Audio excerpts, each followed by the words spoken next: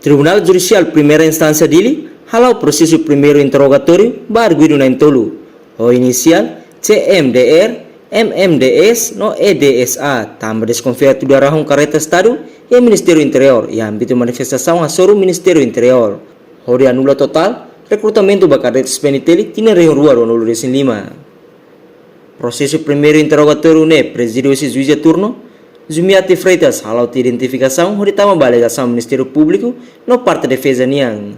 No nei alegação Ministério Público representa a procuradora bem-vinda do Rosário, o tribunal, atau aplica medida coação à apresentação periódica barguiro na entolo nebe nudar cadetes fom peniteli.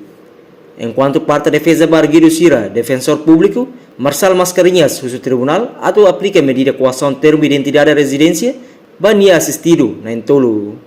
Mas be carek tribunal hare facto suficiente bela aplica medida coação à apresentação periódica fulan tolo dala tolo hori em processo de investigação tamba cadetes sirane se estudante. Mas bem, depois o tribunal decide aplicar medida coação termo de identidade, residência barguiro na entolo e depois o ne também indício lá suficiente no ia manifestação ne envolve ema barak. No ne arguido na entolo, lori baia tribunal, Ministério Público promove o crime obstrução ba autoridade público.